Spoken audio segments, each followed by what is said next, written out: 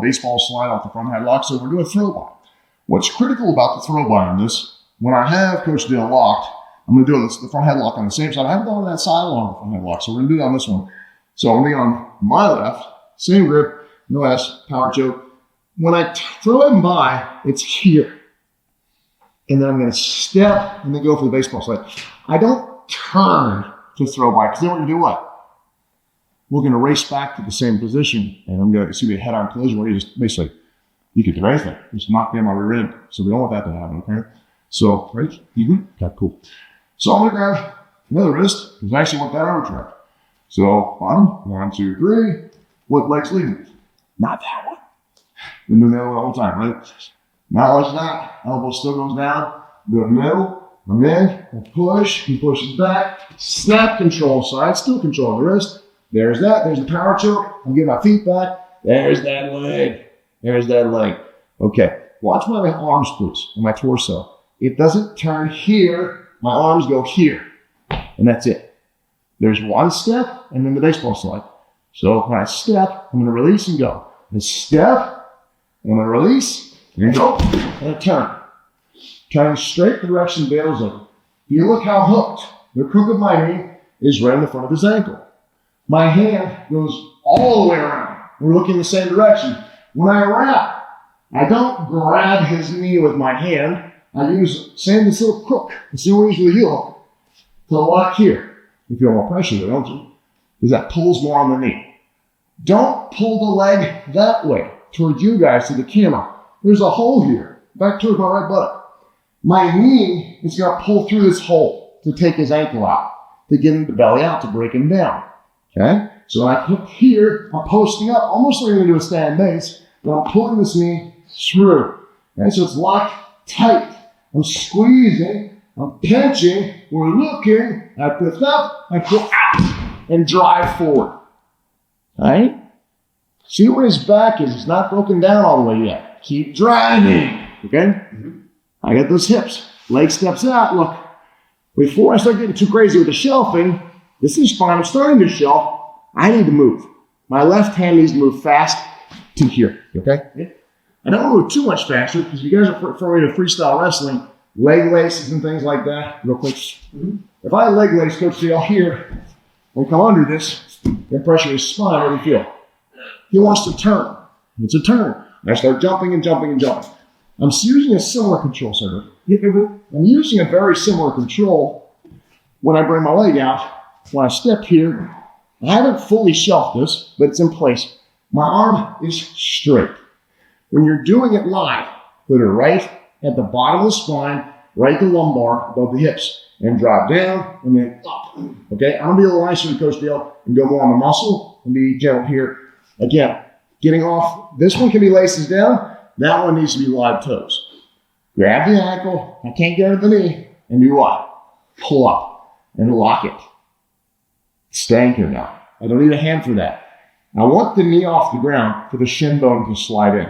If the knee's on the ground and my shin bone slides in, it's not very tight. It's very flimsy.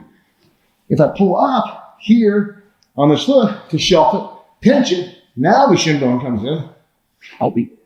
You hear Coach Dale.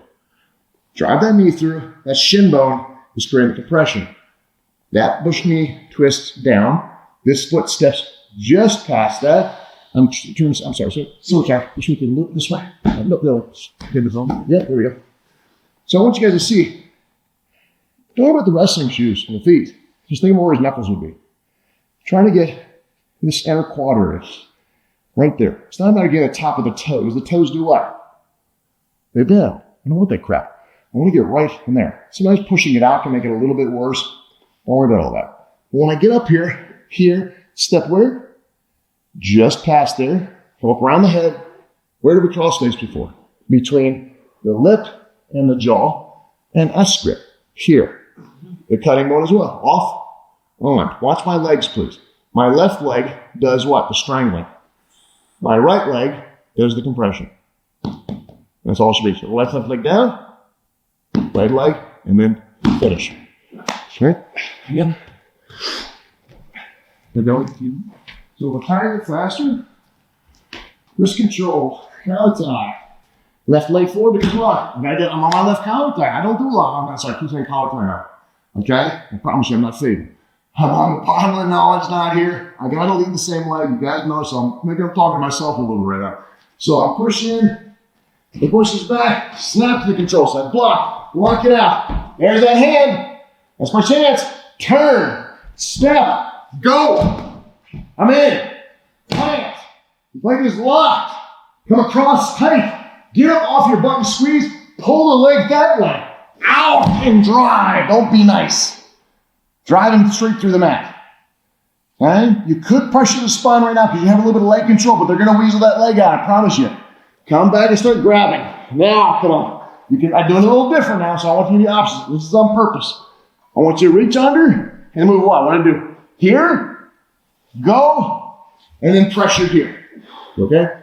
Sorry, I'm going to spiral. So when you're doing this in practice again, guys, we got lumbar, thoracic, cervical. The lumbar we know starts right above what? Hip bone. I want to get right off the center and then drive forward. That creates great pressure. You can see his hips moving forward, okay? I don't want to be turning his back over right now. So you can throw him like 30 more times. So I'm going to go a little bit offside, not into his kidneys so much, but just creating pressure. Pull the foot up and lock it with my hip. Turn that foot. Okay? And that I'm squeezing because what? On my toe, live toe. I'm squeezing that in. I want his knee off the ground so I can get a tight pinch. Knee comes up, drops in. Lean forward. This foot has to pass. Come across, okay? You're going to think, well, if I go to the eye socket, it hurts more. No, it doesn't. How's that feel? Here. It just matches up perfect. That bone. Right across the bottom. Hey, look. Turn up. I'm so sorry. Turn. There. I keep saying I'm so sorry because eventually I have to go to sleep. You know, just one of those room keys. You're not going to be in the rest of this video. So I'm locking, but look, this is we talk about. We've done what? We've compromised. We've had positive control during the takedown. We've transitioned to a submission opportunity, but we haven't taken out the slack. So the first move, we take out the slack, and we got a lot of slack out, right? But not all of it. So if I've taken out a little bit of slack, what's the next step? Just start strangling the submission. It doesn't matter if it's a choke. Strangling the submission removes all the remaining slack. Game of millimeters, not a game of inches. But also stepping with my right heel past that knee just a little bit at the knuckles. The knuckles of Coach Dale's foot instead of the toes. This doesn't do anything. You don't feel crap, do you? What's worse, that? That's worse. Yeah. So I want to be at the knuckles, the foot, the flippy floppy, right? It's like trying to use your hands all the time on somebody's hips when they're past you. Your fingers are doing this instead of using the bones and framing properly. We don't should be blocking legs with your hands anyways. Your hands block what? Shoulders, arms, necks. But here, this steps just past. Go ahead and lock your desk grip. Cutting bones off. Cutting bones on. Drive the knee down. Look at my left knee, please. Here. Pull up a little bit. Now watch my right knee. Off the toe. Collapsing.